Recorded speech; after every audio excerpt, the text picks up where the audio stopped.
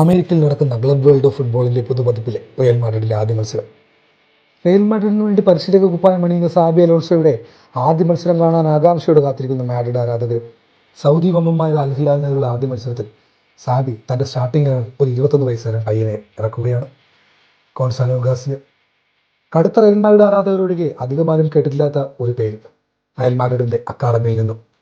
മത്സരം തുടങ്ങി 34-ാം മിനിറ്റിൽ ഒരു മികച്ച മുന്നേറ്റത്തിലൂടെ അൽ ഹിലാലിന്റെ വല കുലുക്കിക്കൊണ്ട് തന്റെ വരവറിയിക്കുകയാണ് ഗോൺസാലോ ഗാർസിയ. ഗ്രൂപ്പ് സ്റ്റേജിലെ 2ാം മത്സരത്തിൽ അസിസ്റ്റും 3ാം മത്സരത്തിൽ ഗോൾ നേടിക്കൊണ്ട് സാബി അലോൺസോയുടെ ആ ഒരു തീരുമാനം 100% ശരിയാണെന്ന രീതിയിലുള്ള പ്രകടനവുമായി ഗോൺസാലോ ഗാർസിയ. ഗ്രൂപ്പ് ചാമ്പ്യന്മാരായി യുവന്റസിനെ നേരിടാൻ പോകുന്ന റയൽ മാഡ്രിഡ്. വിനി എംബാപ്പെ കോംബോ പ്രതീക്ഷിച്ച റയൽ മാഡ്രിഡ് ആരാധകർക്ക് മുന്നിൽ ഒരിക്കൽ കൂടി ഗാർസിയ വിനി കോംബോ. ഒരിക്കൽ കൂടി മാഡ്രിഡ് ആരാധകരെ ഞെട്ടിച്ചുകൊണ്ട് സാബി അലോൺസോ.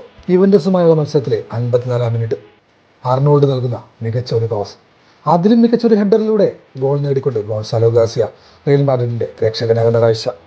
ക്വാർട്ടർ ഫൈനലിൽ ജർമ്മൻ വമ്പന്മാരായ ബൊറൂസിയ ഡോർട്ട്മണ്ട് എതിരാളികൾ. ക്വാർട്ടർ ഫൈനൽ മത്സരത്തിലും സാബി അലോൺസോയുടെ തീരുമാനങ്ങൾക്ക് മാറ്റങ്ങളൊന്നും ഉണ്ടായിരുന്നില്ല.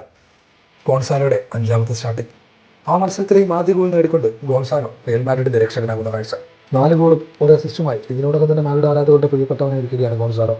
തുടർന്നും ഈ മികച്ച പ്രകടനം കാഴ്ചവെക്കുവാൻ ഗോൺസാലോ ഗാർസിയയ്ക്ക് സാധിക്കട്ടെ എന്ന ആശംസയോടുകൂടി ടീം ഗലാക്റ്റിക്കോസ് മാഡ്രിഡ് ഫാമിലി കേരള